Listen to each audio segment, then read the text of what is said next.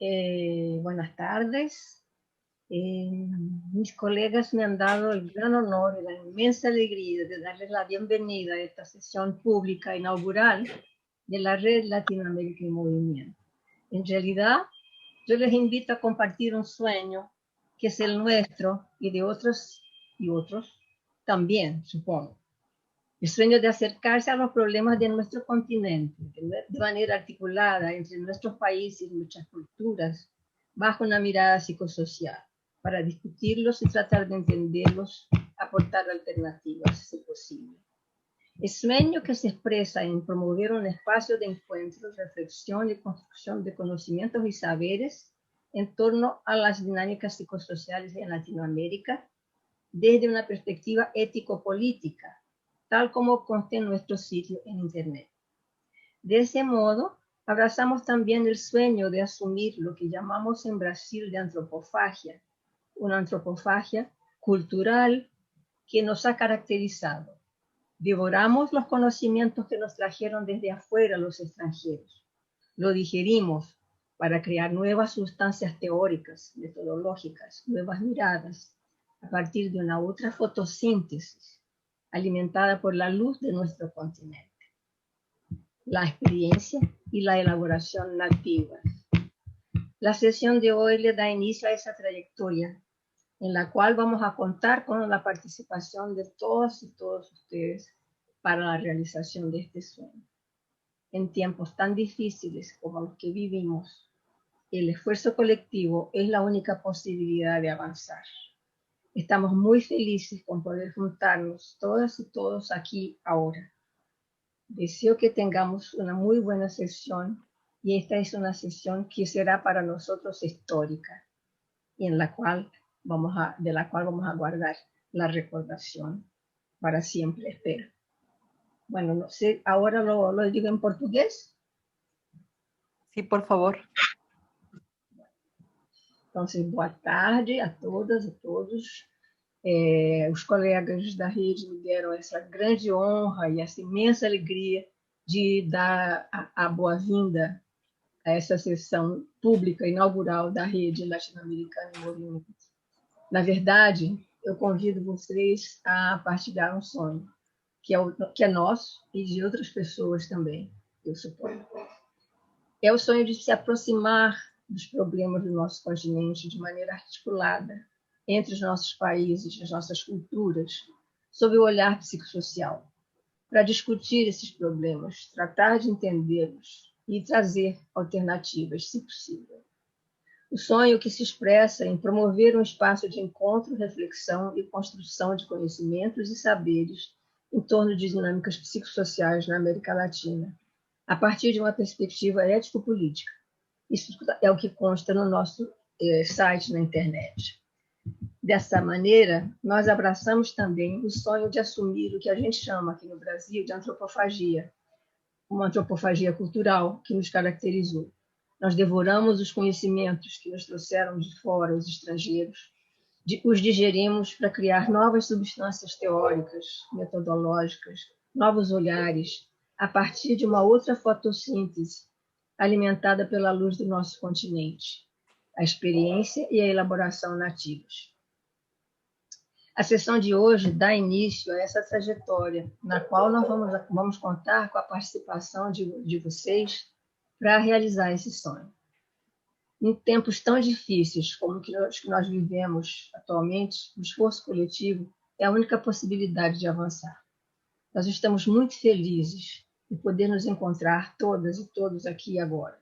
Eu desejo que nós tenhamos uma muito boa sessão e que essa sessão ficará para nós como uma sessão histórica, para permanecer na nossa memória daqui para frente. Muito bem-vindos, muito boa sessão, muito obrigada por terem me ouvido. E obrigada aos colegas também que me convidaram para ela. Gracias, doctora Ángela Arruda. Vamos a comenzar esta primera sesión del foro con el foro que se titula Desinformación, prácticas y emociones en condiciones de confinamiento. En esta ocasión tenemos la participación de la doctora Silvia Gutiérrez Vidrio, de la Universidad Autónoma Metropolitana Unidad Xochimilco, México, y del doctor Eduardo Aguirre, de la Universidad Nacional de Colombia. Bueno, voy a permitir leer una semblanza de la doctora Silvia Gutiérrez Vidrio, antes de darle la palabra para que nos haga su exposición. La doctora Silvia Gutiérrez Vidrio es licenciada en Letras Modernas, especialidad en Letras Inglesas de la UNAM, maestría en Lingüística Aplicada de la Universidad de Lancaster, Inglaterra, y doctora en Sociología por la UNAM.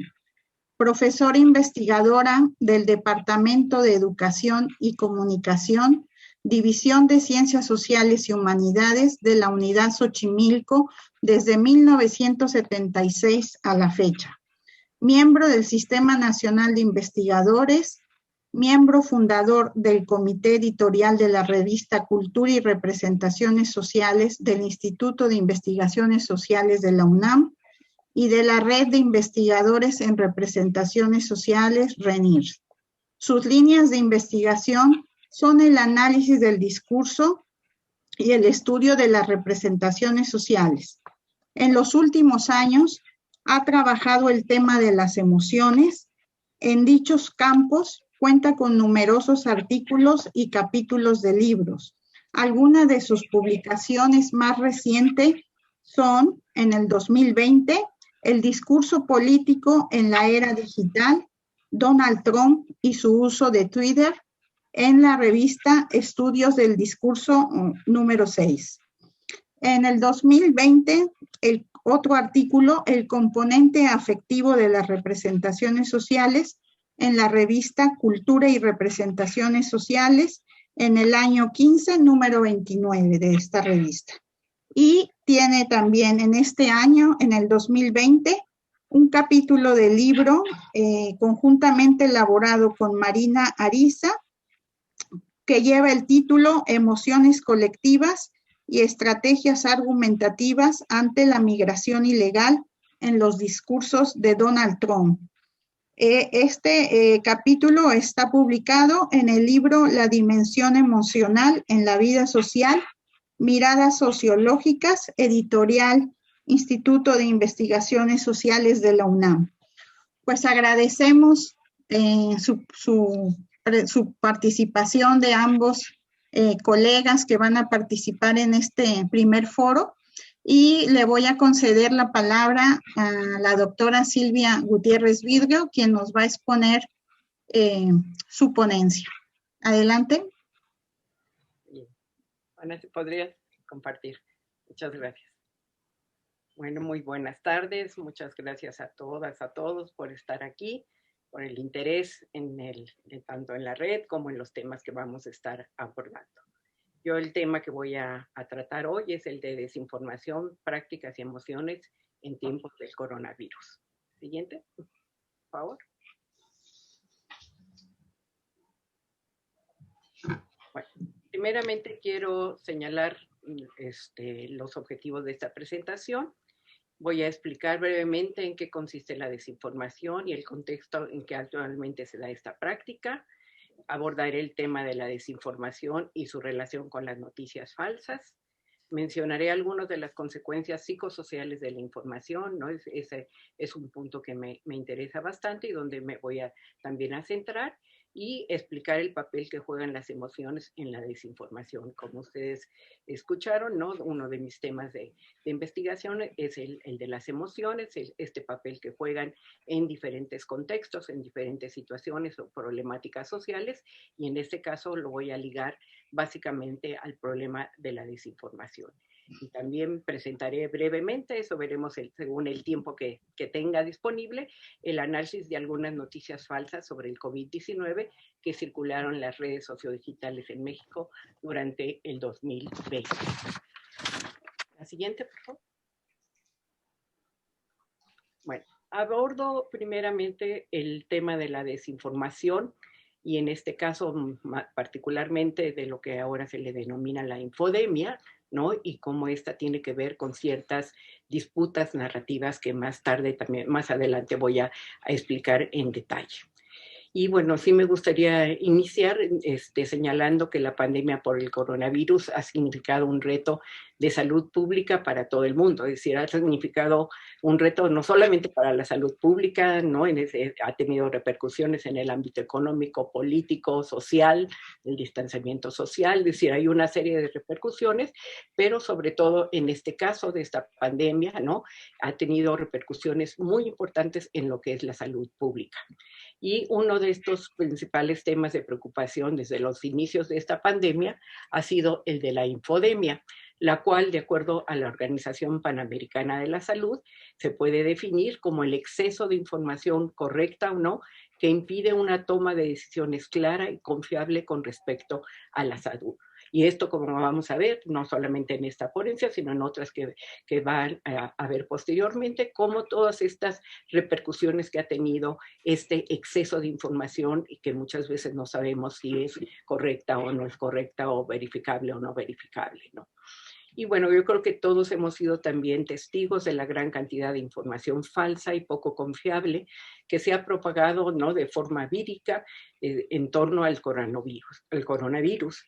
De ahí que yo quiero resaltar esta importancia de abordar esta problemática e identificar el entramado de relaciones de poder, así como los procesos históricos y políticos en los que se inserta esta práctica. Creo que esto es fundamental, como toda problemática social, siempre hay que estudiarla, ¿no?, en este entramado, ¿no?, es decir, en las relaciones de poder, como vamos a ver, ¿no?, es decir, en el caso específico de la pandemia, cómo estas relaciones de poder también han tenido una influencia muy importante, ¿no?, y cómo estos procesos históricos, estas vivencias previas que hemos tenido, tanto políticas como sociales, ¿no?, también van a estar ahí presentes en la manera en cómo nosotros actuamos ante la pandemia.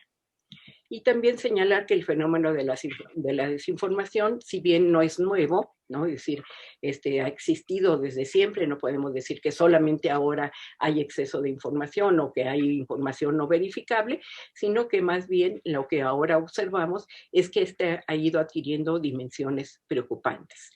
Y ahí que haya la necesidad de dar cuenta de la desinformación durante la pandemia como un elemento de un sistema más amplio en el que se disputa. No, lo que está en disputa no es solo la verdad o la falsedad, ¿no?, de esta información, sino también el poder político y el sentido común.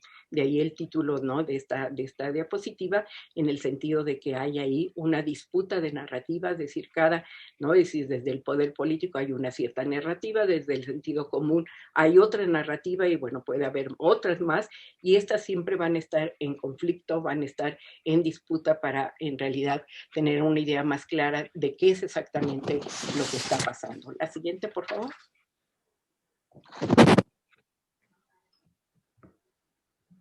Bueno, en la siguiente, básicamente, es decir, vuelvo a tratar este tema de la desinformación y en esta nube de palabras que está aquí, como van ustedes a ver, ¿no?, ahí hay una serie de palabras que están relacionadas con este tema, esta palabra en específico, ¿no?, tanto como está ahí la manipulación, la pseudoinformación, el eufemismo, ¿no?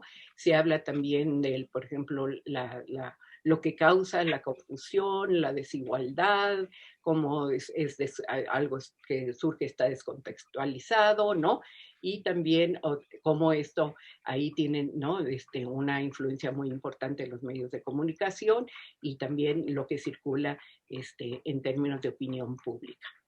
Si tratáramos de definir, ¿no?, lo que es la desinformación, podríamos decir de una manera muy, muy concreta que se refiere a la gran cantidad de información que circula sin ser comprobada, ¿no? Esa es una de sus características particulares, ¿no? Y tiene que ver con la difusión intencionada, ¿no? Y ahí recalco lo de la intención, porque es algo que voy a estar repitiendo continuamente, esta difusión intencionada de información no rigurosa, que busca, ¿no?, minar la confianza pública, entre otras cuestiones, ¿no? También distorsionar los hechos, transmitir una determinada forma de percibir la realidad y explotar vulnerabilidades con el objetivo de desestabilizar, ¿no? Es decir, cómo esta intencionalidad, como digo, tiene varias maneras en cómo se expresa y también tiene diferentes o responde a diferentes intereses.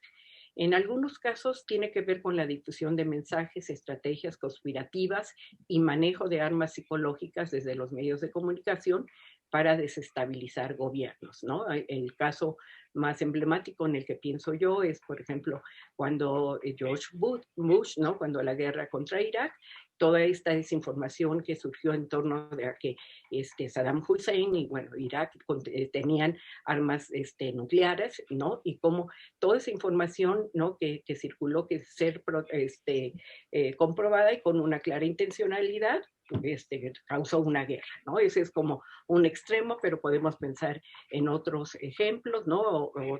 Otro sería, por ejemplo, el caso también de la contienda electoral pasada entre Donald Trump y Hillary Clinton, ¿no? Es decir, cómo toda esta desinformación, todas estas noticias falsas que se hicieron circular sobre Hillary Clinton, también tuvieron una repercusión importante. También me gustaría señalar que detrás de la desinformación está, como ya mencioné, la intencionalidad de producir y difundir contenidos falsos que a veces son manipulados o descontextualizados, es decir, no todo es falso, pero puede otra vez tener alguna de estas características, ¿no? Es decir, se manipulan con una intencionalidad, se sacan de contexto también con una intencionalidad, con el objetivo básicamente de engañar, de promover acoso o hasta discursos de odio, ¿no? El ejemplo también ahí en el que pienso es, por ejemplo, lo que ha circulado acá en México en el caso de las movilizaciones feministas del año pasado y bueno, también las de este año, ¿no? En cómo ha circulado una serie de informaciones sobre quiénes están atrás de estas movilizaciones, lo que persiguen y cómo todo esto en las redes sociodigitales sobre todo ha causado una estigmatización del movimiento y ya también ha promovido estos discursos de odio. La siguiente, por favor. También en este contexto de la desinformación que acabo de presentar, es muy importante, ¿no? Decir que puede tomar diferentes formas, diferentes maneras en que se comparte, ¿no? Y en este caso, bueno, estoy hablando básicamente, o me interesa hablar de las noticias falsas. Y estas noticias falsas, podría decir, ¿no? que surgen básicamente en este contexto de la desinformación, o lo que algunos también le llaman la posverdad, ¿no? Que básicamente está ligada a esta era en la cual los hechos objetivos influyen menos en la formación de la opinión pública que aquellos que apelan a las emociones o a la creencia personal. Y esto no quiere decir que la apelación a las emociones sea mala, sea dañina, es decir, se da en diferentes contextos, sino cómo esto ha tenido una repercusión importante en la cual la objetividad, la cuestión de los hechos ya no es tan importante, ¿no? Y bueno, obviamente hay también críticas al mismo concepto de posverdad. Yo aquí prefiero utilizar el de desinformación, que se me hace más adecuado, sobre todo para la problemática que vamos a estar viendo. Bueno, estas noticias falsas tienen varias características, ¿no? Una primera es que es información creada deliberadamente con un cierto fin, ¿no? Ya mencioné en el caso de la desinformación, ¿no? Es decir, como hay esta intencionalidad, en este caso de las noticias falsas también es una de sus características fundamentales y podemos también ver cómo o definirlas o decir que estas son básicamente, son atractivas, son noticias que son atractivas para los usuarios, que son contenidos producidos con apariencia de informaciones periodísticas, pero que sin embargo no se procesan ni se distribuyen por los cauces convencionales del periodismo. Sabemos que estas noticias básicamente por donde circulan son en lo que ahora se les llama las redes sociodigitales, ¿no? Como el WhatsApp, el Instagram, el Twitter, Facebook, ¿no? Y no tanto por los canales más tradicionales, los medios de comunicación en general, aunque también podemos ver cómo a veces los medios también tradicionales difunden también noticias falsas, ¿no? Y bueno, podríamos decir también que estas noticias falsas muchas veces son más atractivas para los usuarios que las verdaderas, y su difusión es más rápida en estas redes sociodigitales, lo cual sugiere que las personas tienen una mayor tendencia a compartirlas.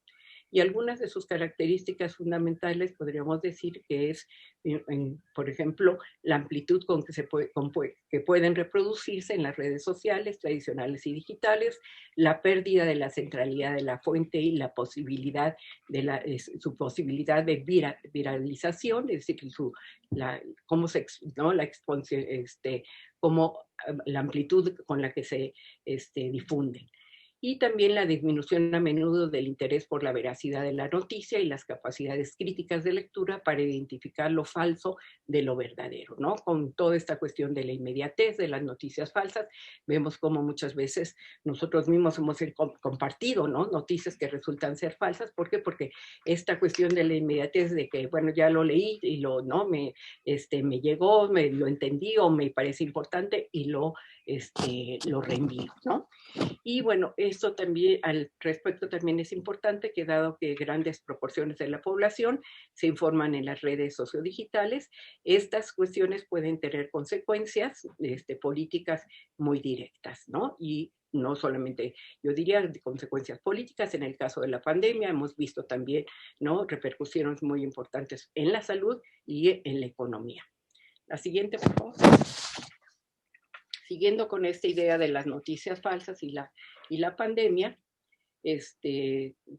me gustaría también señalar que esta difusión de noticias falsas es peligrosa en todos los sentidos, y más cuando se trata de asuntos tan relevantes como los contagios por enfermedades, cuestión que hemos estado viviendo continuamente durante esta pandemia. Y ahí al respecto sería importante, ¿no?, señalar la responsabilidad de los medios a la hora de informar, ¿no?, que esta es muy necesaria, pero también esta responsabilidad tiene que ser compartida por el ciudadano, quien tiene que tener cuidado en circular noticias que desde un inicio pueden tener indicios de ser noticias falsas o rumores, ¿no? Como voy a mostrar también, ¿no?, si las noticias falsas y los rumores están muy emparentados, pero voy a señalar más adelante algunas de sus diferencias. También me gustaría señalar que las noticias falsas se transmiten no solo por el desconocimiento o la ambigüedad de la situación, sino que también expresan tensiones emocionales, y eso me va a permitir conectarlo con el tema central que me interesa exponer, que es la cuestión emocional. De acuerdo con Blanco, es una manera de captar cuando una noticia es falsa, es que si la noticia produce indignación, alarma o estupefacción, lo más probable es que sea falsa, ya que este tipo de informaciones suele contener una carga emocional que provoca una reacción espontánea en el lector. Y bueno, como reacciones, ya podemos también pensar en todas las reacciones que ha habido durante esta pandemia. La siguiente, por favor. Aquí también, bueno, lo que expongo son algunas de las razones por las cuales las noticias falsas se viralizan. Para ello me baso en este texto de Marc Amorós, que se llama Fake News, la verdad en las noticias falsas, ¿no? No voy a leer todas, pero sí me gustaría señalar algunas, ¿no? Por ejemplo, esta negligencia al recolectar información y luego publicar datos erróneos o escasos, ¿no?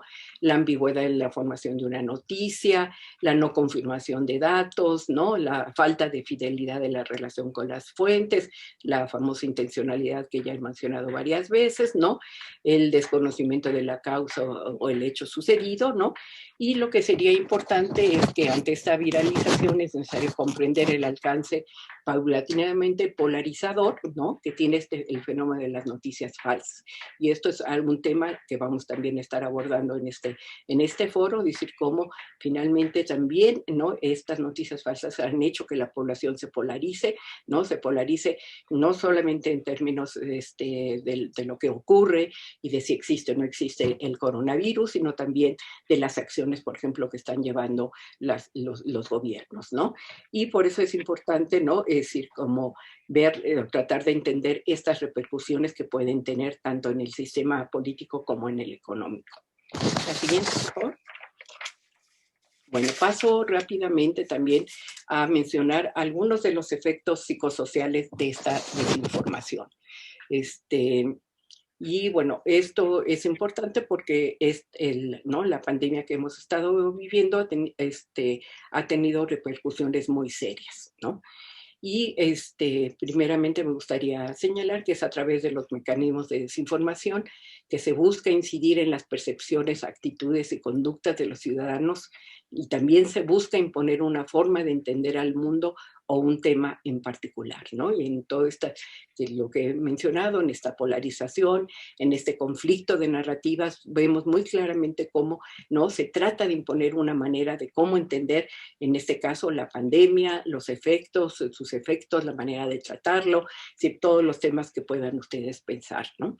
Algunas formas en que toma la desinformación, como ya mencioné, son las noticias falsas, los rumores, la información deliberadamente incorrecta sobre ciertos hechos, las noticias también hiperpartidistas, estas también tienen una influencia, ¿no?, y repercusiones muy, muy importantes, ¿no? Y también me gustaría señalar que es mucho menos probable que seamos críticos de la información que confirma nuestras creencias que ya tenemos, y dado que la sobrecarga de información agota nuestro cerebro, somos mucho más fáciles de influenciar, ¿no? Es decir, cómo estas creencias también van a jugar un papel muy, muy importante en esta manera, en cómo nos va a afectar o no nos va a afectar este problema de la desinformación. Y esta desinformación también puede afectar la conducta de las personas y su toma de decisiones, que eso es bien importante, ¿no? Como ocurrió, por ejemplo, al inicio de la pandemia, con las compras de pánico, las formas, por ejemplo, de detener y prevenir el virus, ¿no? Es decir, toda esa cuestión de que si el dióxido de cloro, que si tomar bicarbonato, que si, ¿no? Es decir, todos los remedios y también las formas de poderlo detener y controlar. Y estas noticias falsas también es importante señalar que suelen contener una carga emocional que provoca una reacción espontánea en el lector o en el usuario, ¿no? Es decir, y de ahí que estas acciones, ¿no? Es decir, también es muy importante señalar que no les podemos tratar de criticar de que, ay, si son ignorantes o no son ignorantes o así reaccionan porque no entienden, ¿no? Sino que básicamente es esta idea, nos toca, ¿no?, de una manera muy particular y por lo tanto reaccionamos, actuamos y no necesariamente hemos comprobado esa información. Y también señalar que generalmente se busca llegar a lectores ideologizados, ¿no? Usuarios dispuestos a difundir una mentira, aunque no se la crean, siempre que perjudique al bando contrario, ¿no? Es en el ámbito político también podemos ver cómo ha tenido una repercusión muy, muy importante, cómo han circulado todos estos rumores de los helicópteros que van a esparcir la enfermedad, ¿no? Es decir, una serie de rumores y noticias falsas que, entre otras cuestiones, sí han tenido una intencionalidad política muy clara. La siguiente, por favor. Otros efectos sociales de la desinformación que también me gustaría mencionar son, por ejemplo, el contenido y circulación de estas noticias falsas tienen, ahí se pueden ubicar varias de sus características, ¿no?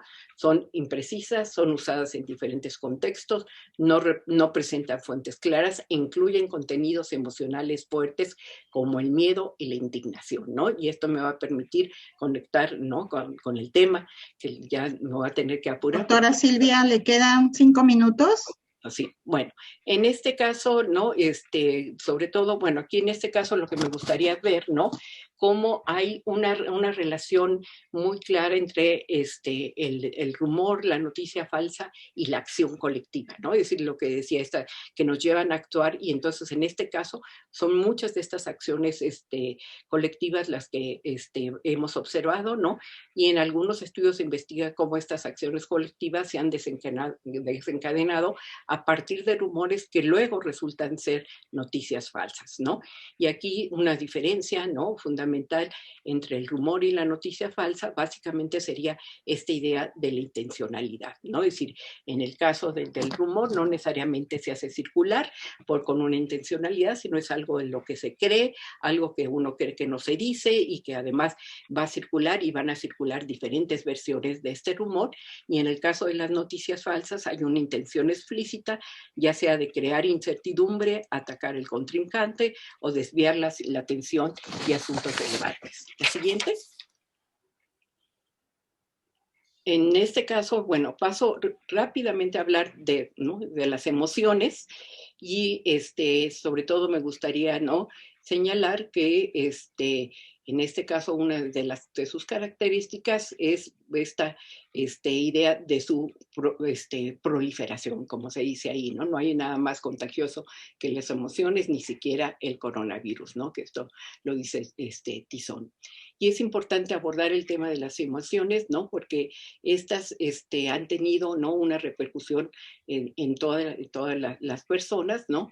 Y solamente de manera muy breve, no quiero decir, señalar que las emociones constituyen una modalidad de conocimiento con todo el poder explicativo y funcional del conocimiento, y las creencias, ¿no?, son centrales para la práctica y la acción, como también ya mencioné, y constituyen una fuerza fundamental en la formación y el mantenimiento de los lazos sociales, ¿no? Es otra de sus características fundamentales, ¿no? Y también que estas indican, expresan o revelan las ideas, percepciones y creencias que los individuos construyen sobre aquellos temas que nos tocan de manera sensible. De ahí que, bueno, sea muy importante, como ya lo señalé anteriormente también, que en estos procesos emocionales, ¿no?, sean siempre, ¿no?, estudiados desde los contextos en los que son experimentados, en los que adquieren diversas dimensiones, ¿no?, como la cultural, la política, etcétera, ¿no? También aquí, retomando a Castells, ¿no?, podemos ver cómo él señala que los sentimientos y las emociones conectan para influir en la toma de decisiones, y esta decisión que toman, ¿no?, la gente, tomamos la gente en general, ¿no?, que recibimos depende en gran medida de la coherencia de la información, pero también de los sentimientos que desprende en cada uno, ¿no? Entonces, esto se ha visto también muy claramente en toda la pandemia. La siguiente, por favor. Como estas emociones, ¿no?, como digo, han estado presentes todo el tiempo, y podría yo señalar que una de las que ha predominado es el miedo, ¿no? Y este miedo, ¿no?, que es que ha sido, ¿no?, fundamental para el desarrollo de la humanidad, ¿no? Y podríamos decir que es una emoción generada por la presencia física o simbólica de un estímulo que representa una amenaza real o imaginaria, ¿no? Y eso es muy importante aquí, ¿no?, en el caso del coronavirus y de las noticias falsas, que tiene que ver otra vez en que si en realidad esa amenaza es real o imaginaria, ¿no? Han circulado muchas informaciones en las cuales más que nada es algo que nos imaginamos que está pasando, pero que no ha sido comprobado, y tienen repercusiones muy importantes, ¿no? Es un concepto multifacético que expresa mediante un sentimiento de corte afectivo, pero también tiene un elemento cognitivo fuerte, ¿no?, que permite evaluar si una situación es amenazante o no, y por lo tanto, cómo actuamos, ¿no? De ahí que esté conectada también con el riesgo, ¿no? Es decir, el individuo apoyará su apreciación de la situación mediante la percepción de señales que puedan indicarle la posibilidad de la existencia de factores de riesgo, ¿no? Y bueno, a eso me... Doctora, está sobre el tiempo. Ok, bueno, si podemos pasar a la siguiente. Y bueno, la siguiente me la voy a saltar. Esa también. Tenía yo una diapositiva sobre la naturaleza del miedo, ¿no? Bueno, rápidamente, bueno, en este caso es el caso de estudio, son estas noticias falsas que han circulado sobre el coronavirus, podríamos decir, ¿no?, tratando como de sintetizar sobre qué noticias falsas sobre el coronavirus han circulado. Tienen que ver con la naturaleza y el origen del virus, teorías conspiracionistas, su transmisión y cura, la salud, cómo prevenir y curar esta peligrosa enfermedad, el uso de cubrebocas, los remedios, ¿no?, la política, las medidas gubernamentales, intenciones, cifras, la vacuna, lo que te ponen, ¿no?, es decir, el proceso de aplicación y sus efectos. La siguiente, también me la voy a saltar. Doctora, si puede ir cerrando, por favor. Sí, bueno, aquí iba a hablar sobre solamente quisiera poner por lo menos un ejemplo, ¿no?, de estas noticias falsas, ¿no? En este caso, tiene que ver básicamente con las teorías conspiracionistas que han estado circulando continuamente durante la pandemia, ¿no? En este caso tiene que ver con el uso del cubrebocas, ¿no? Y donde ¿no? La persona que publicó este tweet, ¿no? Es decir, habla sobre el cubrebocas y lo que hace, de acuerdo a él, a los pulmones este cubrebocas, ¿no? Y entonces, bueno, aquí nada más señalar que estas teorías conspiracionistas poseen un esquema de pensamiento o interpretación de la realidad en la que se denuncia siempre una amenaza, un complot oculto por parte de un agente identificable que posee una intención, siempre esta idea del mal que está atrás, que es destructiva, ¿no? Y que va dirigida a cierta población o entidad específica, ¿no? Y bueno, ahí podemos ver, por ejemplo, esto que ha circulado bastante, con lo de que Bill Gates compró la Organización Mundial de la Salud y la manipula en base a sus intereses económicos, ¿no? Y también vamos a ver cómo en un lenguaje coloquial se narra un complot y una conspiración, una entidad maligna y sus aliados para hacer una clara fechoría, ¿no? En este caso, eliminar una parte de la población, ¿no? Es decir, como el rumor o la noticia falsa que circuló sobre el gobierno creó el virus para diezmar a la sociedad, especialmente a los pobres, ¿no? Que está conectada con esta publicación, dado que al final, ¿no? Lo que dice que hagan lo que hagan, ¿no? Es lo que quiere el gobierno, que mueras, ¿no? Poco a poco, al final, en fin, suerte a todos, el COVID no existe, el hambre sí, ¿no? Entonces, ¿cómo hay ahí explícitamente esta idea, ¿no? De crear miedo sobre todo por las acciones que el gobierno puede realizar, ¿no? Esta credibilidad o verosimilitud de este tuit se sustenta en preconstruidos culturales, es decir, vivencias previas, ¿no? Esta idea de que los pobres son la población más vulnerable, a la población en que siempre sufre, ¿no? Todas estas decisiones que se toman, ¿no? Y también es interesante ahí señalar el lema, ¿no? El lema de esta publicación, el COVID no existe, el hambre sí, que ahí, bueno, tiene que ver con una posición negacionista, ¿no? De que no existe el COVID, ¿no? O el virus, y también basada en un preconstruido cultural, que existe mucha gente con hambre, ¿no? Y que en realidad eso es más importante que el estar discutiendo si la existencia o no del coronavirus. Bueno, tenía algunos otros ejemplos, pero desafortunadamente ya no hay tiempo, pero a la hora de las preguntas podría yo también ampliar un poco más esta explicación. Pues muchas gracias y con esto termino. Muchísimas gracias, doctora Silvia. Bueno, pues también hay que agradecer a las personas que nos siguen por Facebook, por YouTube, por la página de la red, por la cual van a poder expresar sus comentarios y sus preguntas a las ponencias de nuestros invitados. Voy a continuar con el doctor Eduardo Aguirre Dávila, que es nuestro otro invitado de este primer foro de desinformación, prácticas y emociones en condiciones de confinamiento, y me voy a permitir leer su semblanza del doctor Eduardo Aguirre Dávila. El doctor es psicólogo de la Universidad Nacional de Colombia, máster en Psicología Comunitaria de la Pontificia Universidad Javeriana, doctor en Ciencias Sociales, Niñez y Juventud de la Universidad de Manizales, CINDE. Desempeñó los cargos de vicedecano académico de la Facultad de Ciencias Humanas, director del Departamento de Psicología y coordinador del posgrado de Psicología. Es profesor asociado del Departamento de Psicología, director del Grupo de Investigación en Socialización y Crianza y profesor en los programas de doctorado y maestría en Psicología. Y en años anteriores de la maestría en Discapacidad e Inclusión Social. Ha dirigido proyectos de extensión relacionados con la prevención y erradicación del trabajo infantil, atención psicosocial a las víctimas del conflicto armado y jóvenes y ciudad.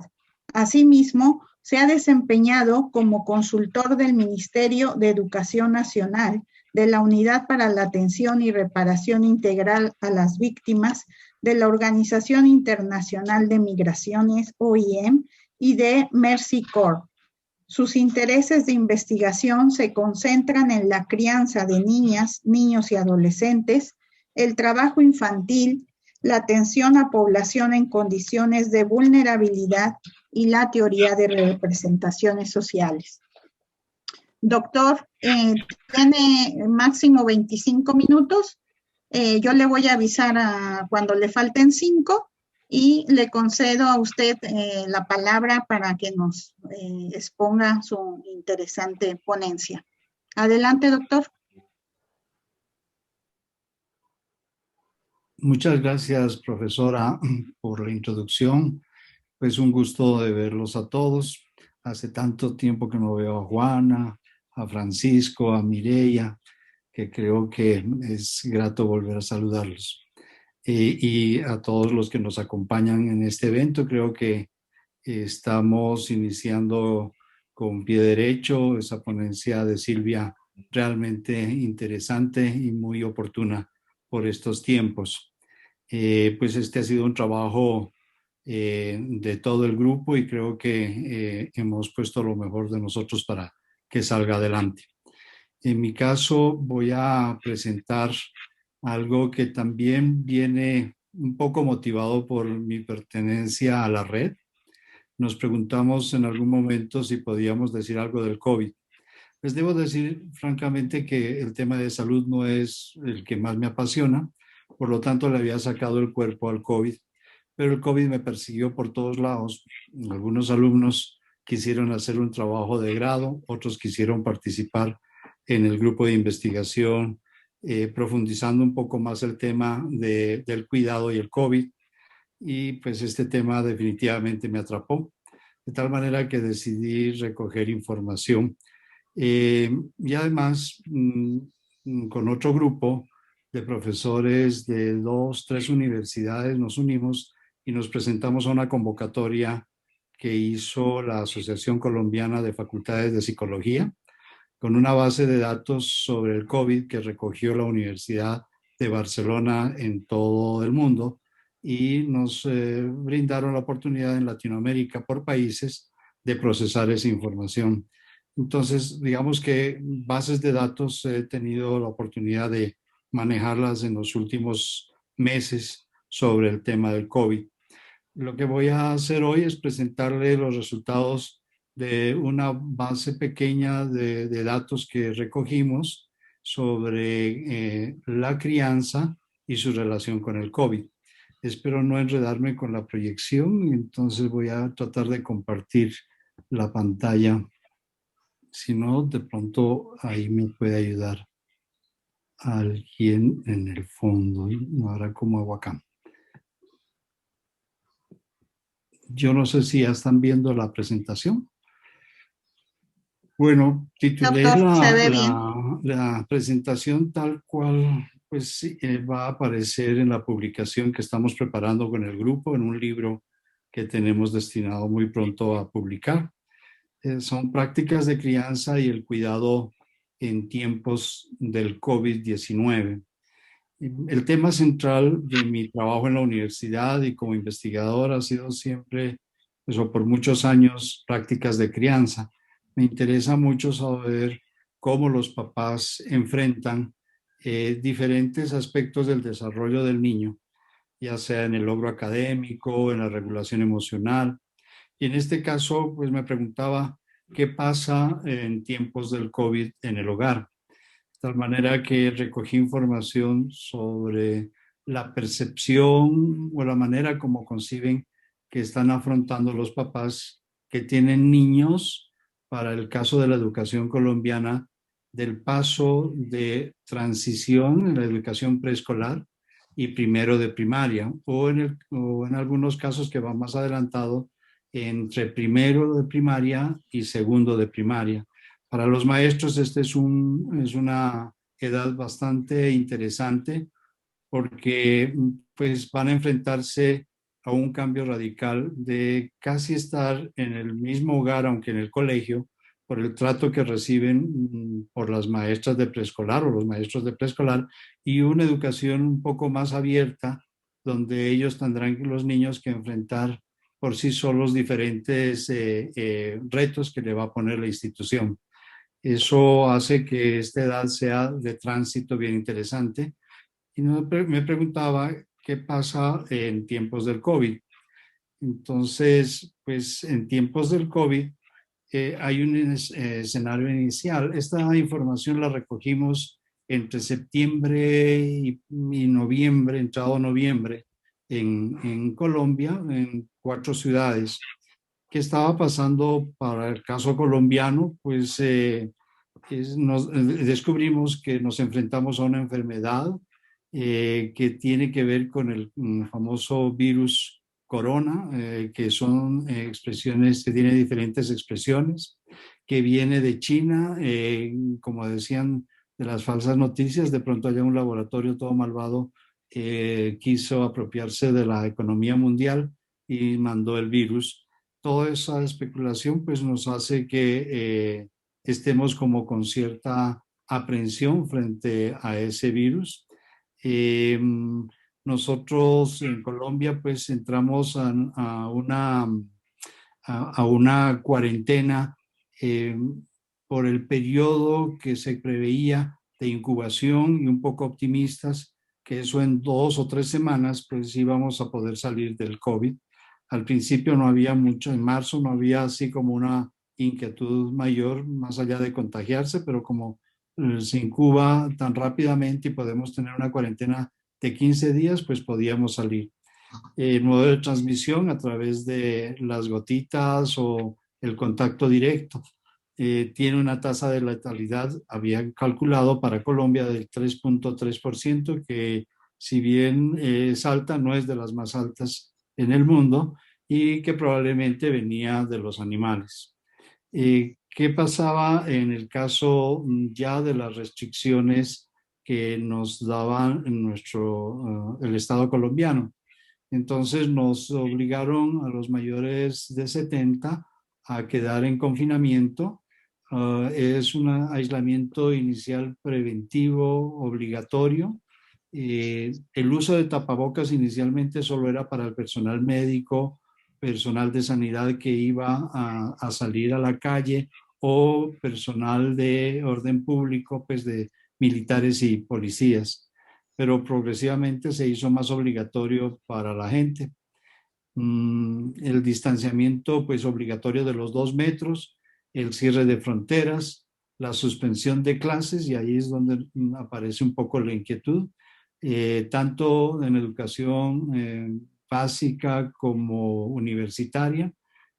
Todos nos entregamos a un trabajo en casa y el abastecimiento de víveres se hace a domicilio.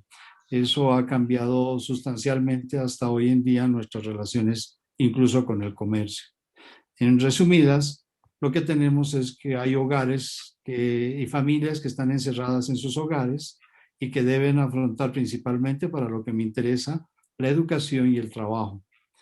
El escenario de confinamiento, según los trabajos que recogimos hasta noviembre, pues nos mostraba lo siguiente, que al principio aparece una sorpresa e incertidumbre en las familias, mucho más con una idea optimista de que esto iba a pasar muy rápido. Después aparece la preocupación por la salud familiar, porque ya vemos a personas cercanas que se contagian y algunos con gravedad. El tercer momento es cuando se produce el estrés familiar, ya unos 4 meses de encierro, 3 a 4 meses de encierro, donde los papás realmente se enfrentan a 3 cosas que me parecen muy importantes respecto a los niños, ¿no? La primera es que empiezan a sorprenderse que van a tener que pasar más tiempo con sus hijos, porque al fin y al cabo, pues dejarlos por la mañana y recogerlos a las 2 de la tarde o a las 4, o que la abuela los recoja, hacía que los papás se desentendieran entre 7 de la mañana y 6 de la tarde, por lo general todos los papás con sus hijos en edad preescolar o en edad escolar temprana. Y esa es la primera sorpresa. De hecho, una anécdota cercana de mi secretaria, estaba totalmente desconcertada porque no tenía computador en la casa y le tocó comprar computador para atender las clases del niño en preescolar, que era todavía mucho más difícil porque ella tenía que estar toda la mañana con el niño. De tal manera que mis reuniones las tenía que atender como a tres bandas, o sea, tenía que estar con el celular, con el computador, atendiendo el acta de la reunión, atendiendo la tarea del niño. Esto fue un estrés terrible para los papás. Lo otro es que tuvieron que enfrentarse al trabajo en casa, que si bien es muy cómodo, de hecho, personalmente yo creo que no voy a volver a salir, me encanta porque puedo estar en varias reuniones, no necesito la calle y estoy contento, pero eso no es lo general, sino que la gente necesita salir, necesita conversar y eso fue otro elemento muy interesante para las familias, por lo menos de la información que recogimos.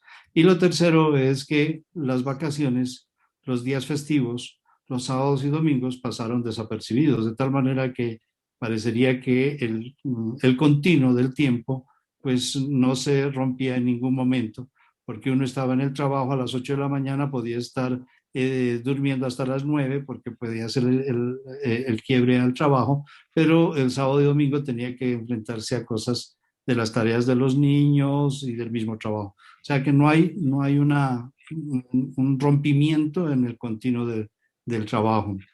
Ya después aparece algo que la literatura muestra como el uso de habilidades para sobrevivir. Por supuesto que aquí sobrevivir no es la vida en lo vital, pues en lo biológico, sino más bien en esa vida relacional, en esa vida social, que los papás tienen que empezar a buscar maneras de atender sus propias necesidades, las necesidades de los niños y las necesidades grupales del trabajo. Eso hizo que se volvieran un poco más recursivos, por lo menos la literatura lo muestra así. Y finalmente está algo que me gustó y así lo retomé. Alguien expresaba que al final o luchaban o se congelaban. Y la fotografía que busqué fue de una señora con una cantidad de niños que pone su negocio al pie de la casa porque no puede dejarse morir de hambre, no hay trabajo y la única alternativa es buscar sus propios recursos. Y esto lo pongo en grado extremo, pero va también para la clase media, incluso para las personas con más dinero, que tuvieron que cambiar completamente sus negocios. Gente que tenía restaurantes, en las palabras colombianas, muy pupis, o sea, de mucho prestigio, tuvieron que cerrar rápidamente porque no daban con los costos, de tal manera que se reconfiguró totalmente su negocio. Algunos tuvieron, como fue el caso de los conocidos, que cambiar de restaurante a un supermercado con atención domiciliaria, dado que tenían verduras, dado que tenían proveedores de carne, pues lo que hicieron fue reconvertir su negocio. O sea, todo el mundo reconvirtió en cierta forma sus actividades, tal vez menos los profesores. Tuvimos una vida más bien cómoda desde las pantallas. Pesada, pero no cambiamos mucho. Esto es el escenario del confinamiento. ¿Cuáles son los retos que la literatura muestra de convivencia? Lo primero con los niños y sus familias son las rutinas diarias, los horarios y las actividades obligatorias, las actividades para divertirse y ser creativos y el mismo ejercicio, pues algo que lo mantenían a distancia porque el ejercicio, por ejemplo, estaba en el colegio durante la semana, los 5 días. También las actividades lúdicas y creativas lo delegaban a los maestros, pero tuvieron que asumirlo y eso implicó una serie de cambios en su manera de manejar el tiempo de los niños y las rutinas de los niños en el día a día. Otro aspecto que señala la literatura y son los hábitos saludables, pues siempre han estado presentes los hábitos saludables, pero se hizo mucho más evidente. Y los niños por contagio, por contacto directo, contagio social, digo, de las opiniones que escuchaban, empiezan a tener un poco de preocupación, según muestra la literatura, sobre los hábitos. Y por supuesto que aparecen los dolores de espalda, las inquietudes sobre el manejo de las pantallas. En todo caso, en la familia, el tema central se va constituyendo el hábito que haga más fácil la vida de las personas. Otro aspecto que señalan en la convivencia en el hogar como retos son los famosos juegos o la actividad lúdica. Los niños en este momento pues están dados a jugar en grupo, a mantenerse activos, a correr por todos lados, y eso los profesores lo conocen en primaria. Cuando abren el salón, todos salen corriendo al campo de fútbol y allá queman energías. Los papás no podían abrir la puerta y todo lo tenían que hacer entre la sala, si tenían estudio, la cocina y por supuesto la habitación. Y si ustedes imaginan, es una población, aunque todos son universitarios, una población de clase media, un apartamento de máximo 70 metros cuadrados, entre 50 y 70 metros cuadrados, con 6 o 7 personas si estaba la abuela, todos metidos 24 horas. Eso debió ser terrible, o es todavía terrible para los niños y para los papás, para ver cómo pueden mantener esta actividad lúdica. Lo otro que aparece en la literatura es la atención escolar, o sea, el involucramiento en el hogar. En la literatura en crianza se destaca dos tipos de involucramiento: el involucramiento en la escuela y el involucramiento en el hogar, o sea, ayudarle a hacer las tareas o estar pendiente de la actividad escolar yendo al colegio. Hoy les tocó tener un involucramiento totalmente en el hogar, incluso asumiendo muchas veces la función de profesores, y eso cambió radicalmente su relación con los niños. Creo que ahí, cuando yo no podía multiplicar, recordar las tablas de multiplicación, mi mamá me enseñaba diciendo, pegándome con la cabeza contra el escritorio, me decía 2 por 2, y yo seguía 5, y me pegaba otra vez y me decía, no sea burro, es 4. Creo que esa tensión también lo debieron vivir muchos de los papás, porque no estamos acostumbrados a ser maestros, o sea, no tenemos la didáctica apropiada, y tuvimos que aprender a hacer eso e involucrarnos con los niños en la escuela. El descanso, pues como no hay un rompimiento, una solución de continuidad en el tiempo, pues el descanso y el tiempo de ocio no fue tan claro para todos en el hogar. Pues se podían encerrar, pero igual el adolescente con la música dura, el niño corriendo y gritando por todo lado, el papá que quiere asistir a la reunión, la mamá que también tiene que asistir a la reunión, ellos dos peleando por el computador, y después aparece el adolescente para pelear otra vez con el computador. Debió ser un caos. O sea, el descanso, si ustedes imaginan, en los hogares no fue vivido o no se ha vivido como en el pasado, teniendo tiempos de tiempo libre, tiempo de ocio, tiempo de actividad de trabajo o de educación. Ahí aparece como un reto fuerte para las familias. El uso de las pantallas, pues aunque son pequeñitos, ellos ya están muy habituados a las pantallas, y su educación era por una de las pantallas, o sea, el computador.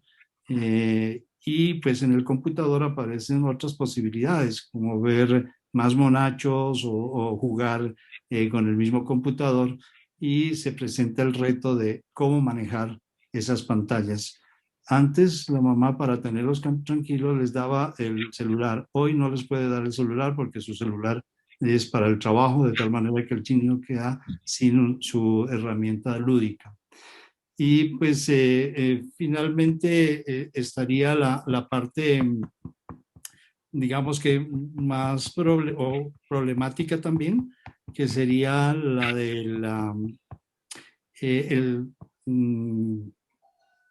¿cómo es que se llama? La parte de regulación emocional o no estoy viendo en la pantalla y se me olvidó el mal humor, lo nombraba como mal humor, la regulación emocional, la tensión que crea todos estos eventos en la casa. Para todos es terrible, y un reto es saber ayudar a los niños a autorregularse. De hecho, pues las funciones ejecutivas permiten que las emociones sean suficientemente reguladas cuando tienen espacio, cuando tienen personas distintas con las cuales pueden compartir. Pero cuando todo el día están con la misma mamá frente a la pantalla, la mamá aburrida, pues debe haber algún tipo de problemitas con el niño.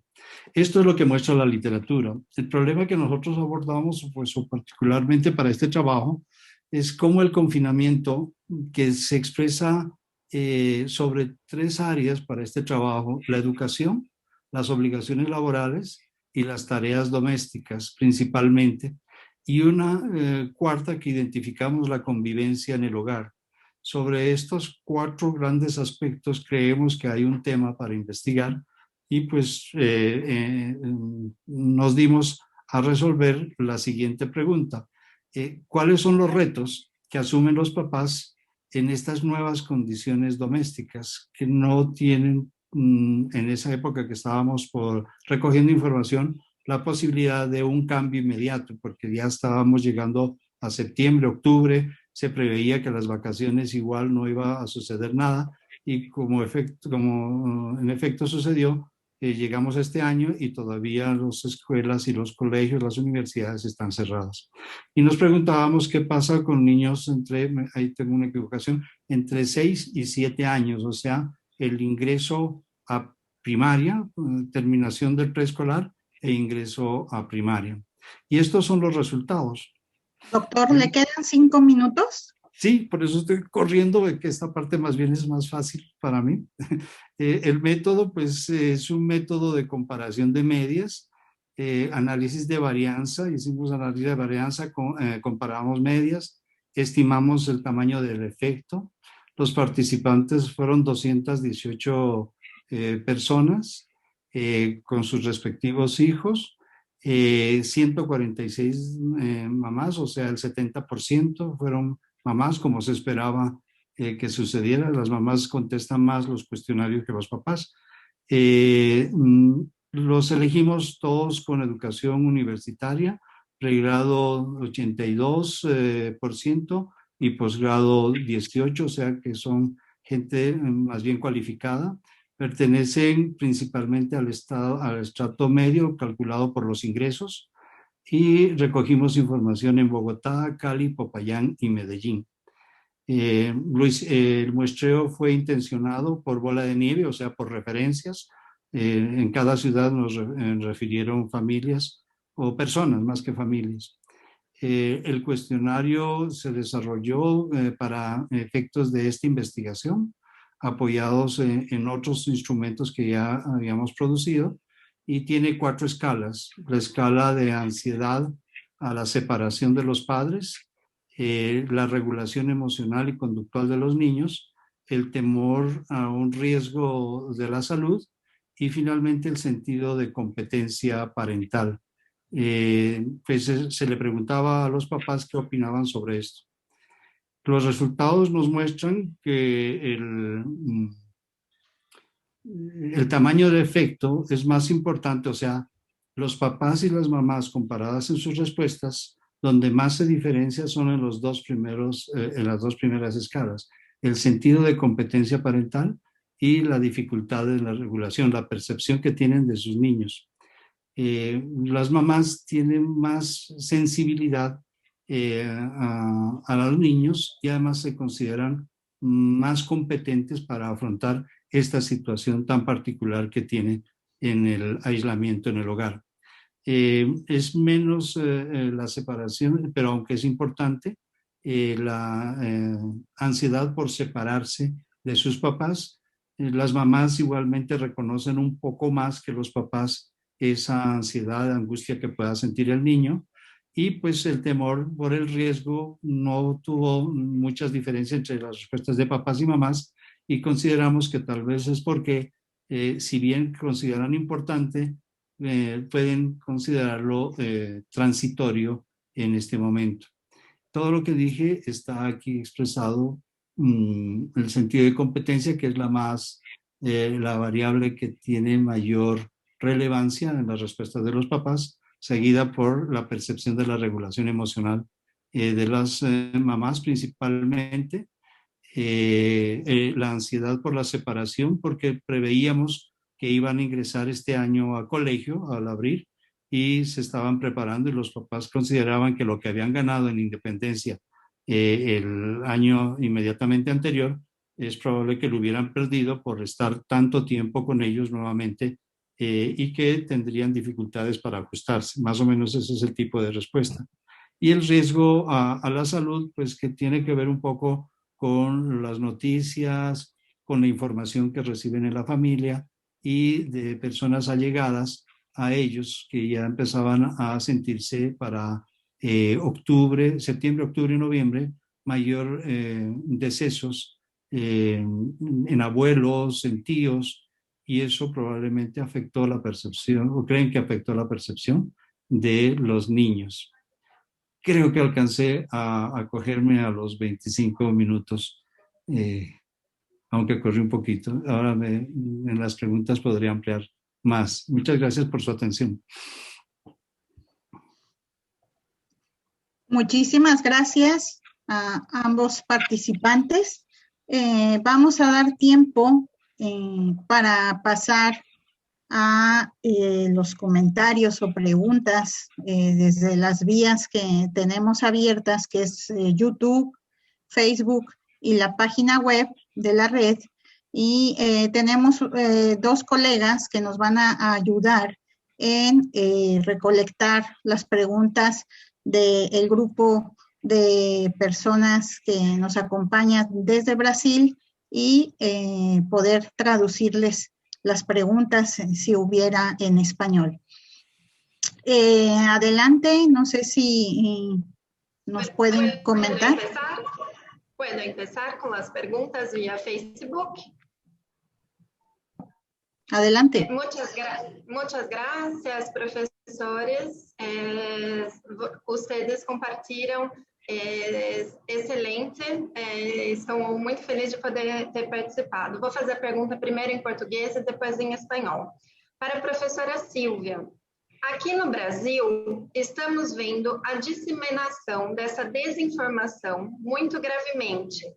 Na sua opinião, como podemos combater essas práticas quando ela vem dos nossos próprios representantes políticos? Aqui em Brasil, estamos vivendo a difusão desta desinformação muito seriamente. Em sua opinião, como podemos combater estas práticas quando provienen de nossos próprios representantes?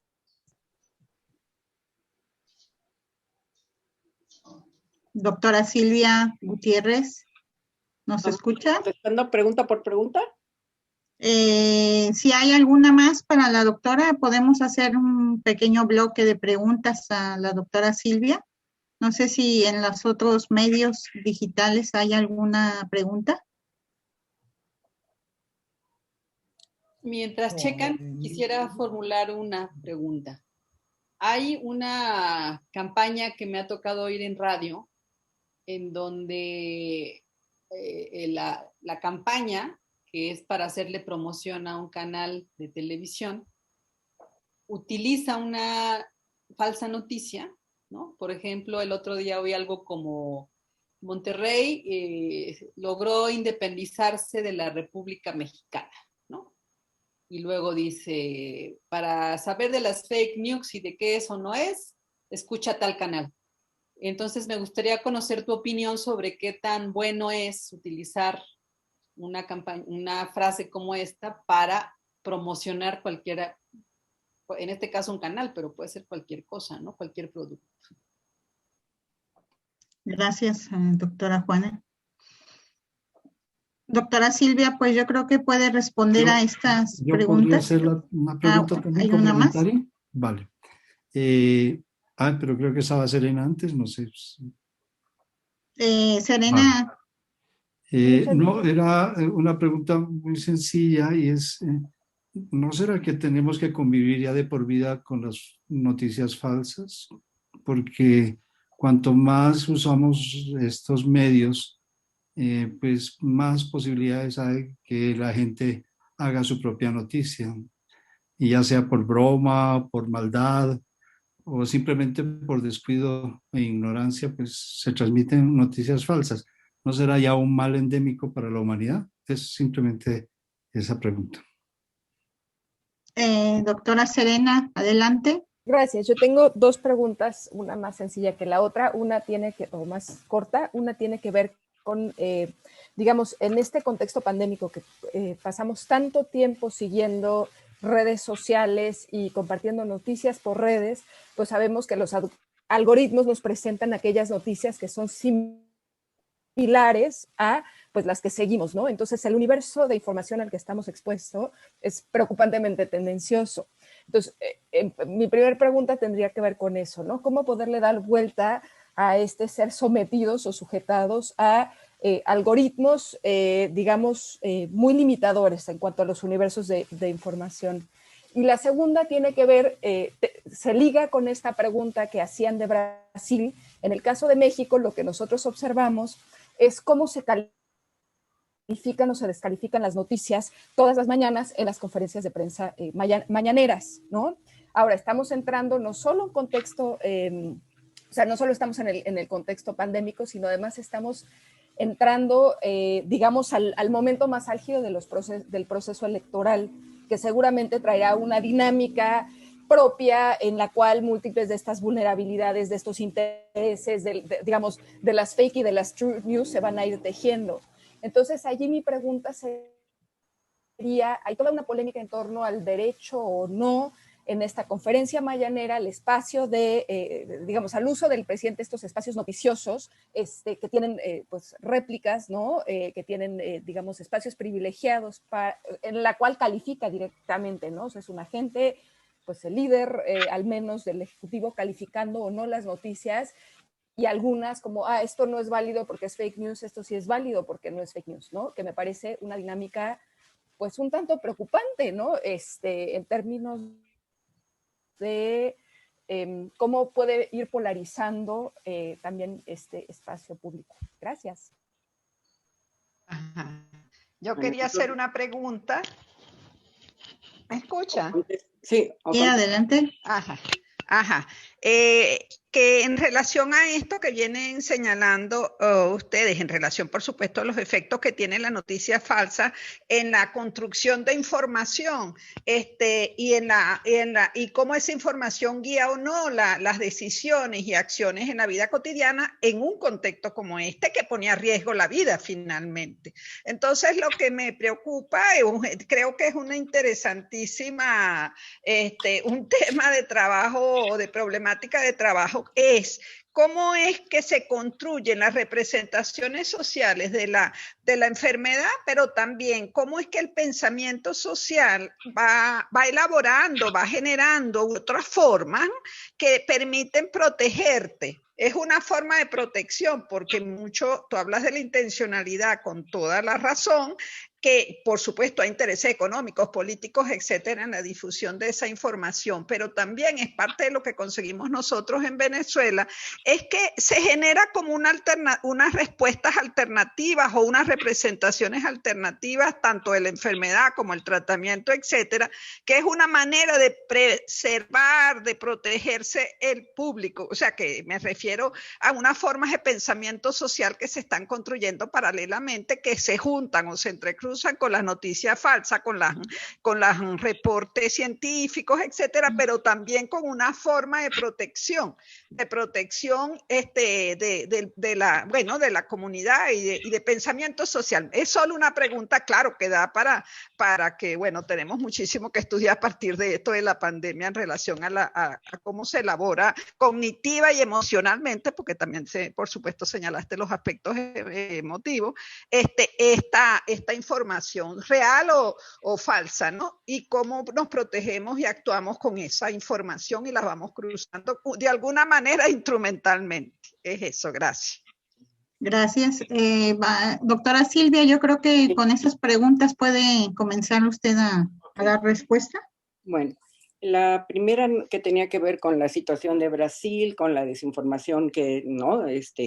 que ha estado presente, ¿no? Y cómo combatir estas prácticas, ¿no? Sobre todo cuando provienen de los gobiernos, ¿no?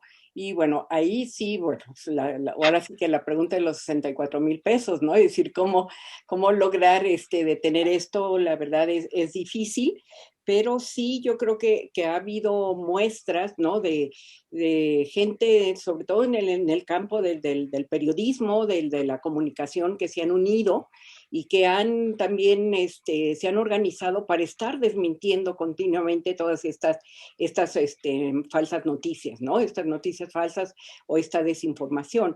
Y eso está ligado también, ¿no? A otra pregunta que me hacían, ¿no? Es decir, en este sentido lo que decía Juana, ¿no? Lo de esta campaña, ¿no? De estos diarios y de cómo, ¿no? Dan una noticia falsa para llamar la atención y luego dicen, bueno, si quieres en realidad conocer si es verdad o no, escucha, ¿no? Es decir, eso también es interesante porque esa es otra manera que también recobran o retoman las noticias falsas, ¿sí?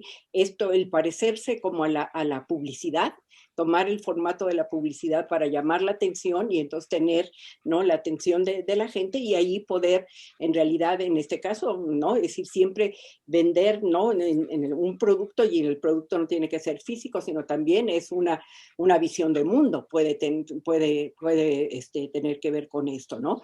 Y creo que también en algunos casos, ¿no? Es decir, lo que podemos evidenciar es ciertas acciones colectivas que, si bien, ¿no? Es decir, ahora por toda la cuestión de la sana distancia, es decir, no se dan físicamente, sí hay acciones colectivas, por lo menos, ¿no? En ciertas redes sociales, en ciertos espacios digitales, donde la gente se reúne, ¿no? Y bueno, interactúan más que nada para poder tratar de contrarrestar estas informaciones.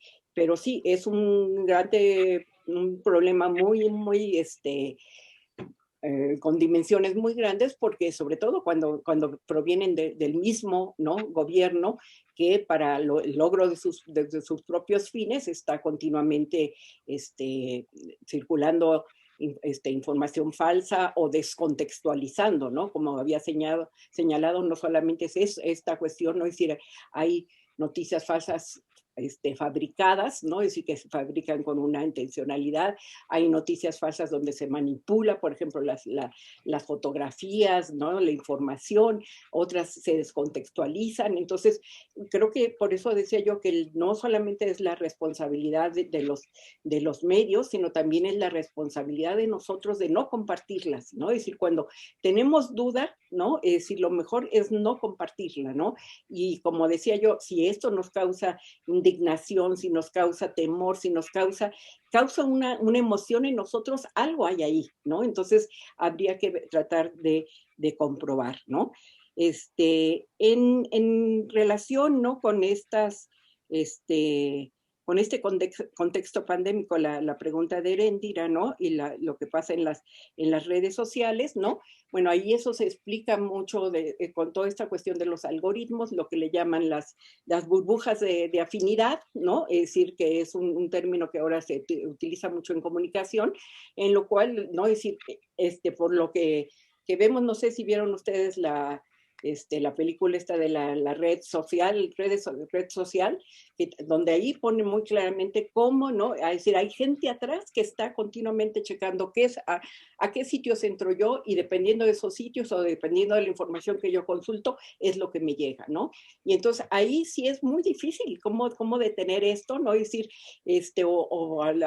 probablemente tener más precaución con qué sitios, ¿no? O por ejemplo, yo lo que trato es de entrar, ¿no? Como sin identidad a las redes, ¿no? Cuando utilizo ciertos, ¿no? Alguna búsqueda, ¿no? Es decir, entro como incógnito, y entonces el entrar como incógnito no necesariamente implica, bueno, saben exactamente quién está buscando ese tipo de información. Entonces yo creo que sí tenemos que tener, ¿no? Ir construyendo algunas alternativas para ir contrarrestando toda esta información, ¿no? Ahora, en el caso más concreto de las noticias falsas, que también, ¿no? En algunas mañaneras, ¿no? Lo que es, bueno, para los de Brasil, las mañaneras se le llama a estos discursos que todas las mañanas el presidente, ¿no? Andrés Manuel López Obrador da, que es de 8 a 9, ¿no? De la mañana, está ahí informando sobre las cuestiones que para él son más importantes. Y muy a menudo también, ¿no? Ahí él califica más que nada, ¿no? Es decir, ciertas informaciones que obviamente no le convienen, ¿no? Es decir, como noticias falsas, que esa es una estrategia que, por ejemplo, yo estudié en el caso de Trump, ¿no? Y siempre que decía, ¿no? Fake news, se refería a lo que los otros medios, que eran los medios que no estaban a favor de él, se hacían circular. Y todo lo que esos otros medios hacían circular, para él decía, es noticia falsa, ¿no? Que no necesariamente es lo mismo que lo que yo traté de explicar, ¿no? Sino es ahí sí también el uso que se le da al término para descalificar aquello que no conviene a un gobierno, ¿no? Lo que sí también es muy cierto es cómo han circulado una gran, ¿no? Serie de rumores y de noticias falsas sobre lo que hace o no hace el presidente aquí en México, ¿no? Y yo me acuerdo, por ejemplo, mucho de un rumor que decían que estén atentos porque hoy en la noche se va a anunciar AMLO que tiene coronavirus antes de que en realidad tuviera, ¿no? Y que eso lo iba a hacer sobre todo porque su rating había bajado y entonces era una estrategia, ¿no? Entonces, yo creo que de ambos lados han circulado noticias falsas y sí, obviamente es preocupante, ¿no? Es decir, la cantidad de información que cada vez más circula por estas redes sociodigitales y ahora pues con la pandemia, es decir, la manera en cómo nos comunicamos, ¿no? Es decir, es básicamente, ¿no? En mi caso con mi familia, con el WhatsApp, ¿no? Y a través de eso, pues es muy fácil, nada más nos llega una información y la reenviamos y no la hemos comprobado, ¿no?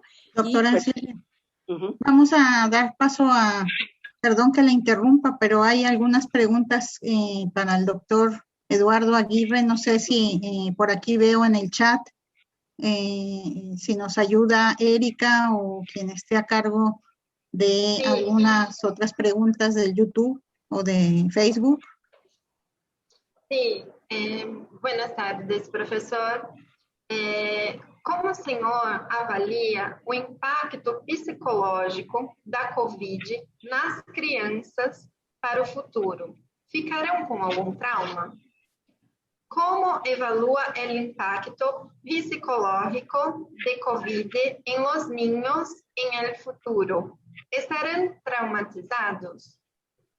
E a segunda, segundo o professor, não há um rompimento do contínuo do trabalho. Não sentimos o feriado e os finais de semana. Isso gera um estresse maior? Segundo o professor, não há ruptura em el contínuo del trabalho. Não sentimos as vacaciones e os fines de semana. ¿Esto gera mayor estrés? Muchas gracias. Vamos a juntar varias preguntas para el doctor. No sé si aquí en la pantalla veo a Ian de Brasil. Si nos puede decir su pregunta. Sí. Después nos pueden hacer la versión en español, por favor. Sí, sí. Yo iré a leer en español la pregunta en el YouTube. Es da Letícia. ¿Cuáles son las diferencias que se observan en la investigación asociadas al género? ¿Cuáles serían los principales aspectos críticos tratándose de si es hombre o mujer? Madre, padre, hijo, hija? Essa é uma pergunta dirigida, creio eu, ao professor Eduardo. Gracias. ¿Hay alguna otra pregunta en alguno de los medios para el doctor Aguirre? Há mais uma pergunta para o Eduardo. Eu faço agora? Sí, adelante.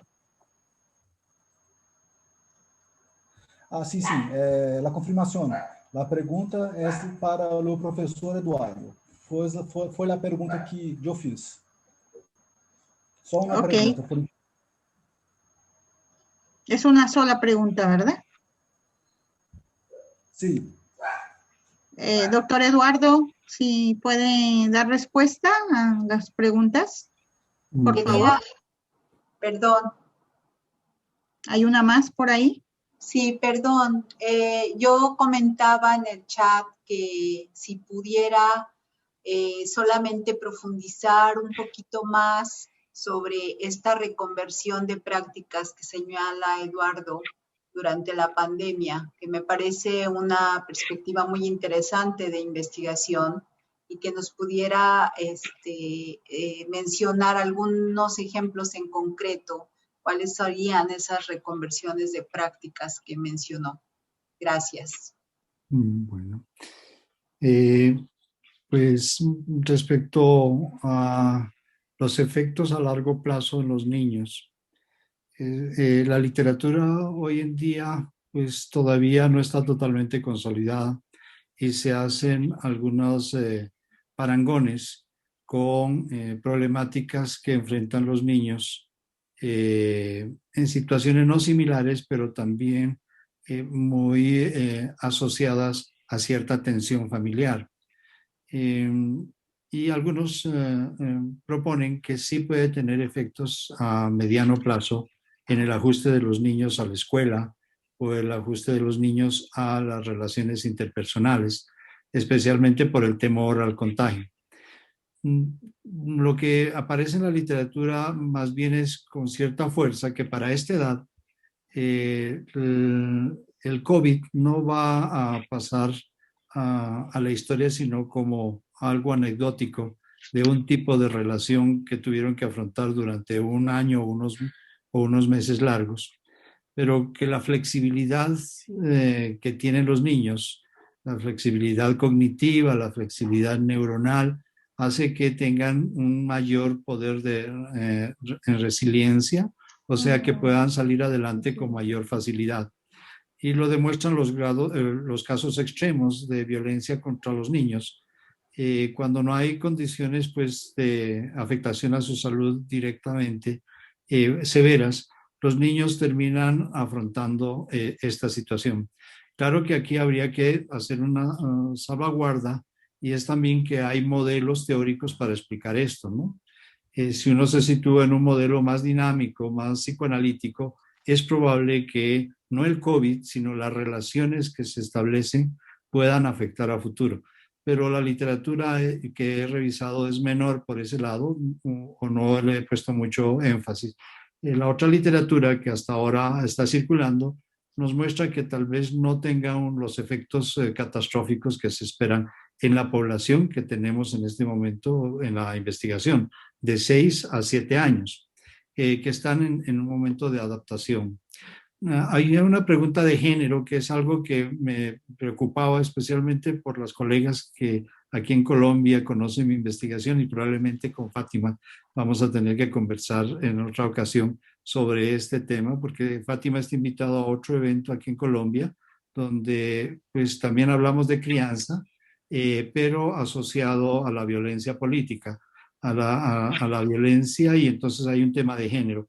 La crianza, por supuesto, que tiene sus diferencias bien marcadas entre hombre y mujer, que a pesar de haberse dado unos cambios en las condiciones sociales de mayor involucramiento, de mayor responsabilidad o corresponsabilidad de parte de los hombres, sigue apareciendo como un tema fundamental para estas edades la presencia de la mamá y el compromiso de las mamás.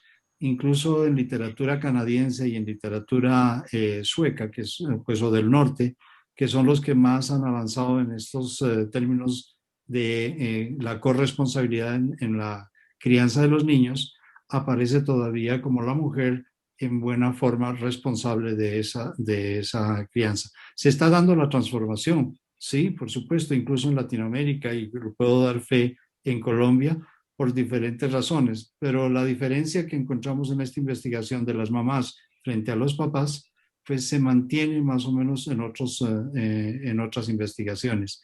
Y puede deberse pues a ese factor cultural tan marcado que tiene en nuestro medio, donde los papás, si no son proveedores, únicos proveedores, todavía juegan un papel distante frente a la educación de sus hijos.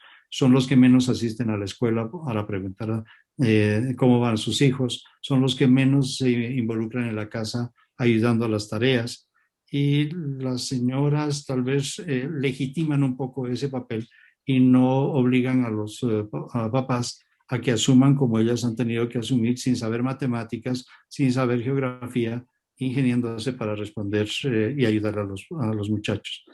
Esa diferencia se mantiene, digamos, en la investigación que presenté de papás y mamás marcadamente. Lo más interesante es que coincide con literatura internacional, donde las mamás se sienten más competentes que los papás para asumir la crianza de esta edad. Tal vez no la mayorcita, pero sí la de esta edad, que son los que implican más retos porque están iniciándose en la educación.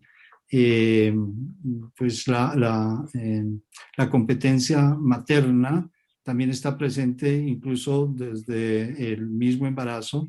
Hay investigaciones interesantes para días de nacidos, o sea, la mamá que recién ha tenido los hijos se les pregunta, y a los papás también que han asumido de manera directa todo ese proceso del parto.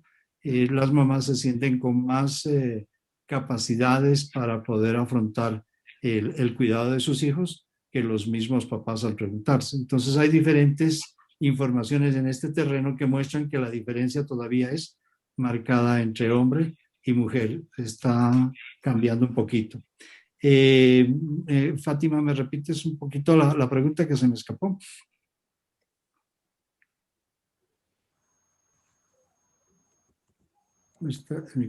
Sí, solo quería pedirte un par de ejemplos sobre el tema de reconversión de prácticas. Sí, pues a los papás les ha tocado en esta situación asumir, por ejemplo, lo que no había sido frecuente, el ayudar en las labores del colegio, especialmente en preescolar y primero de primaria. Por dos razones. Una, porque lo tenía a cargo el colegio, y segunda, que cuando venía del colegio, pues la mamá asumía esas funciones. Ahora los dos trabajando simultáneamente, peleando por el computador los dos para poder trabajar en sus diferentes empresas, pues se enfrentaban a quién podía ayudar y cómo sacar tiempo al trabajo para poder ayudarle a los niños, porque aquí sí les puso un reto muy grande, la pantalla. Una cosa es en el curso con la maestra o con el maestro, haciendo actividades lúdico-formativas, y otra cosa es que en la pantalla esa misma actividad lúdico-formativa necesita del apoyo de uno de los adultos, y por lo general tenían que ser los papás. Y es probable que nos toque a los hombres, especialmente a los más jóvenes, que ahí hay otro tipo de actividad con la cual debemos nosotros colaborar en la casa, que es lo que llaman en la literatura el involucramiento en el hogar respecto a la educación. Y la distribución de las tareas también fue algo que salió en la investigación. La distribución empezó desde la pareja, pero la fueron proyectando hacia los hijos pequeños. Es probable que se hayan visto influidos por la cantidad de información que el ministerio, los institutos que tienen que ver con atención social, sacaron, tratando de mostrarles que para los niños una manera de llenar los tiempos con los papás, que no sea solamente de un cuidado directo, es también delegarles tareas de cuidado de la casa, o sea, del aseo de la casa. Y eso implicaba que los papás también asumieran esas funciones. Son ejemplos que se me ocurren de lo que se recogió en este trabajo. Gracias, doctor. Por aquí veo en el chat que hay preguntas del YouTube. No sé quién, Felipe Ramírez, si tiene alguna pregunta. Era la misma que hizo Jan. Era la misma. ¿Hay alguna otra pregunta en las redes? No sé, Erika, los encargados de Facebook, de YouTube, si tienen alguna otra pregunta.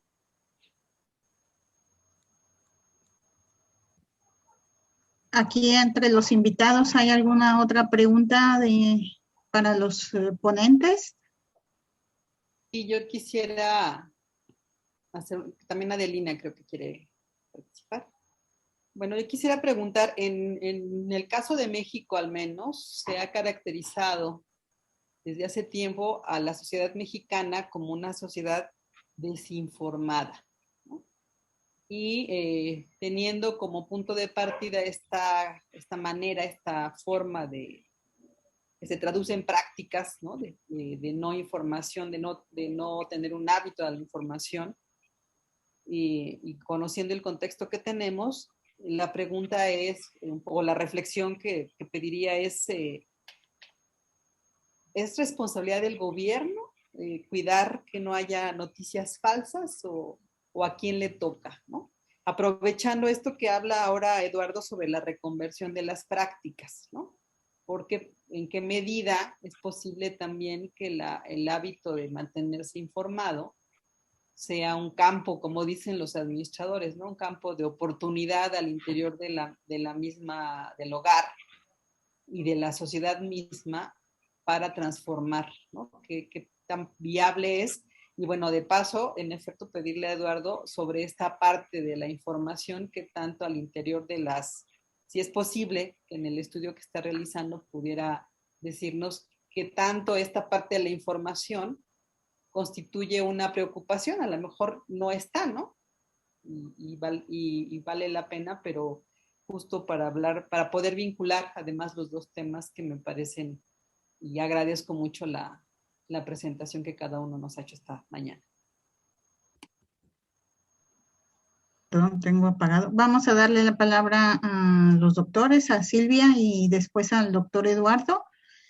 Son 2:46, pues les pido que sus respuestas, comentarios, los precisen un poco para estar en tiempo. Y bueno, adelante. Es que había una pregunta de Adelina, me parece. No la veo por aquí. No, creo que puedo hacer y si puede Silvia contesta junto. Uh-huh. En semana pasada me quedé sorprendida al conocer una médica del sistema público de salud que no está de acuerdo con las vacunas y no va a vacunarse. Esto para mí es una cosa así un tanto incomprensible. Entonces me quedé pensando si esto podría ser algo como una polifasia cognitiva, como algo que involucraría afecto y cognición. Y quería preguntar a Silvia cómo ve este tipo de fenómeno, porque bueno, ahí está más que un acceso simple a algunas informaciones por la media, pero un tiempo formativo muy, muy largo que se anula, bueno, e se nega, não? Eu vou fazer rapidamente em português também, porque daí os colegas que falam português podem entender. Na semana passada eu conheci uma médica do SUS que disse que não ia se vacinar, que era contra a vacina, que não acreditava, né, nessas vacinas. E eu fiquei muito surpresa, pensando, bem, é uma pessoa que estudou muito, né, estudou mesmo a própria composição, né, e todo o processo de se construir uma vacina. E eu fiquei pensando se seria um fenômeno de polifasia cognitiva e pergunto a Silvia sobre essa articulação entre afeto e cognição nessa constituição do pensamento dessa médica. Bueno, a ver, entonces trato de conectar las dos ideas, ¿no? Es decir, esto de que si la sociedad mexicana somos una sociedad desinformada o no, bueno, siempre ha circulado, ¿no? Y lo que aquí sería importante es ver, ¿no? En términos de la pregunta que hacía Juana, si es responsabilidad del gobierno el controlar que no haya noticias falsas o no. Está muy conectado con toda esta cuestión de ahora de si se van a regular o no se van a regular, sobre todo en las redes sociales, ¿no? Las redes sociodigitales. Y también está muy relacionada con lo que ya se está haciendo también en las redes digitales, ¿no? Por ejemplo, en Facebook y en Twitter ya bajan información que es evidente que es noticia falsa, ¿no? O ya tienen ciertos parámetros, ¿no? Unos alumnos acaban de tener una conferencia y la subieron a YouTube y se las bajaron porque en el título decía, el coronavirus no existe, ¿no? Los rumores sobre la enfermedad. Y al poner esto del coronavirus no existe, luego lo vieron como una noticia falsa y dejaron de publicarlo, ¿no? Entonces, yo creo que sí hay acciones que se están dando, ¿no? Es evidente que también el gobierno tendría que tener acciones más concretas, pero también se están dando desde otra parte, ¿no? Como sería, en este caso, las propias redes sociodigitales, ¿no? Y en el caso de la vacuna, ahí sí es bien interesante todas las noticias, ¿no? La desinformación y las noticias falsas que han circulado. Y en el caso concreto, ¿no? de la vacuna, creo que es muy importante como esta parte que ya no alcancé a explicar, ¿no? Pero que tiene que ver con estos preconstruidos culturales que tenemos, ¿no? Esas ideas previas. Y ahí es importante mencionar cómo hay todo un movimiento antivacunas, ¿no? Es decir, que siempre ha existido. Y entonces, y los propios médicos, hay varios médicos que no creen en las vacunas, ¿no? No solamente es la vacuna del coronavirus, sino que sí tiene que ver con esta cuestión de la representación social que tienen de la propia enfermedad, ¿no? Y ahí sí, obviamente, también se cruza, como decías tú, en ese sentido de una polifasia cognitiva, ¿no? Al estar relacionada tanto el afecto, lo que sentimos, es decir, puede que tenga miedo, pero mi raciocinio, de acuerdo a lo que yo no sé y a mi posición que tengo frente a las vacunas, me hace que yo decida no vacunarme, ¿no? Entonces creo que sí está ligado a eso y que sería muy interesante estar estudiando estos fenómenos, ¿no? Y solamente aprovecho rápidamente, ¿no? Para decir una cuestión que ya no me dio tiempo de mencionar, pero es que en todo este contexto de la pandemia, ¿no? No solamente han circulado y han aflorado las emociones que se llaman negativas, entre paréntesis o entre comillas, sino que también ha habido, ¿no? Se han dado todas estas emociones positivas en términos, por ejemplo, de la solidaridad, del acompañamiento en la pérdida, de la empatía, ¿no? Y de que uno manda esto para alguien que sabe que está enfermo. Es decir, todo esto también es muy importante porque no quisiera como que se quedaran con la idea de que es lo único que circula es el miedo y lo único que hemos experimentado es el miedo. También ha habido, ¿no? Todos estos sentimientos, estas emociones que son positivas y que ayudan a sobrellevar todo esto que estamos viviendo. Doctor Eduardo. Sí, me gustaría apoyarme en lo último que dice Silvia. Lo que se observa en la pregunta que hacemos o las preguntas que hicimos, las respuestas de los papás que aunque pues consideran que la información sobre la enfermedad es amplia y puede estar creando cierta ansiedad en los adultos, para este grupo de niños no la consideran que sea tan relevante, aunque sí los niños son conscientes de la gravedad de la enfermedad, porque el abuelo murió, porque algún familiar murió, están cercanos. Sin embargo, consideran que no es tan importante. Pero sí quisiera señalar que ven con buenos ojos la información que se les da respecto a cómo cuidar a sus hijos, cómo criar a sus hijos, cómo responder de la mejor manera, que también está circulando por las mismas redes. De hecho, mi grupo también utilizó Facebook para dar consejos y dar tips a los papás sobre cómo manejar algunos aspectos de la relación en el hogar. Entonces, si bien los medios de comunicación creo que han sido suplantados por Facebook y las redes, en las redes también se está transmitiendo información valiosa para ciertos casos. En lo que a mí me atañe, pues respecto a la relación de los adultos con los niños, creo que hay una información valiosa porque los papás muchas veces por simple desconocimiento no escuchan a los niños, consideran que ellos no les prestan atención, que el que hablen demasiado, que correteen demasiado es fastidioso y no son capaces de buscar alternativas para hacer más llevadera esa conducta que va a ser normal, natural del niño, hablar mucho, correr mucho, preguntar mucho, que a veces a los papás los fastidian. Unos consejos creo que son muy importantes y cuanto más cercanos al uso diario de sus redes esté eso, pues creo que va a ser mucho más benéfico para los niños y para los papás. Entonces yo me apoyaría en lo último que dice Silvia. Sí, ahí creo que hay una red de información muy importante y valiosa sobre el COVID y en el manejo que podemos hacer de nuestras relaciones interpersonales.